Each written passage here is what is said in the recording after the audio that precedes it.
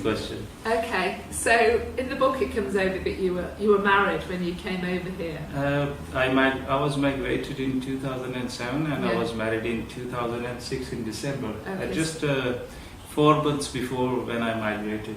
So what did your wife feel about you coming over here? Oh, it was really sad for her. One side she was sad and the other hand she was excited as well because I'm moving ahead into my life for the sake to get higher education from the United Kingdom, and then the new doors will open. So is she here now? She visited along with my daughter in 2010 for 2 months, and then she decided I can't live here due to weather and the little child as well. It was really cold those days, and she decided to go back. They're living there. I visit them twice a year and spend a few weeks with them every time I visit them. Gosh, that must be hard as well for you. It's really hard for me as well as for my family because when you're living on two different parts of the earth, the means of transportation make it easier for you to travel. In just a couple of hours you get there, but it's never easy. Even for the kids, for the family, for the wife, for your parents, everybody is struggling. Everybody is sacrificing since you become an immigrant. So what happened to the missing parcel? That's what I want to know. It's about 8 years now. Exactly on the 27th of March was my first time in 2007 when I came here, and still not found my missing parcel. It's 8 years. Do you know what was in it? It was some Asian typical clothes for a family who knows me from back home, and they said this guy is going London, and can we give him this parcel to deliver over there? And all the way I bring from Pakistan, kept here with me for a few weeks, and when I went to deliver this parcel, unfortunately I lost it in the train. And I called it a speaking train as well because it's never such a beautiful experience, first time ever in my life, that a train is speaking and is telling you about the destinations, about the stops, about the doors are closing, opening. It's really exciting first time when you see and observe these things. Okay, so did you write this book yourself or did you have Yes, it's myself. All the script was written by myself. I had a few people who helped me while converting the language from Urdu to English. Right. But 95% of the work is my own. I did master in business from here, and it's a very basic English I used just to target and address those who migrate. Especially from the region of Pakistan, India and Africa. Such people have many barriers in language as well as family barriers and many other issues when they become an immigrant.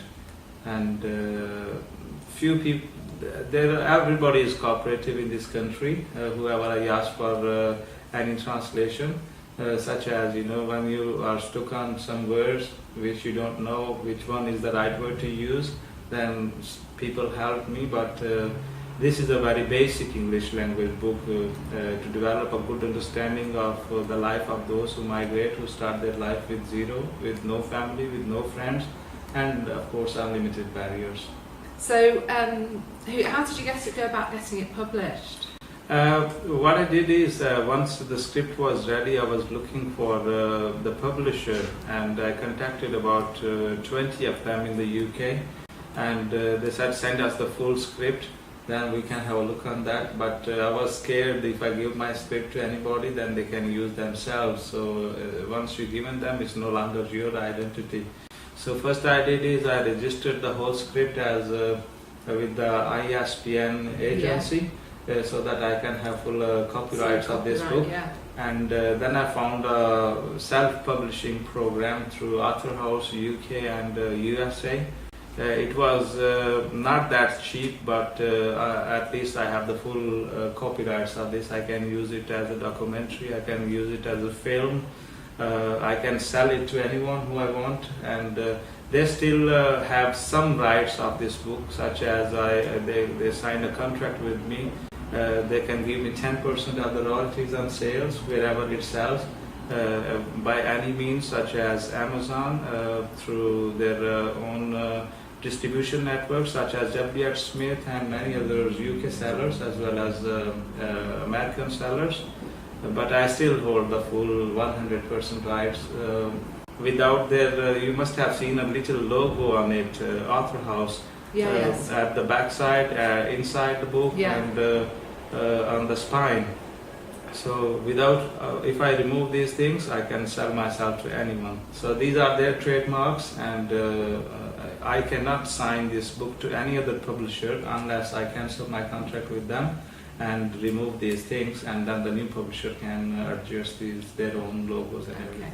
And how many have you sold so far? So far, I'm really surprised and excited to say that 250 copies I ordered first time when I did a book launch, and I gifted all the copies to the public, and these copies were sponsored by my friends, very close friends, businessmen from Manchester, from Bury as well, from your town.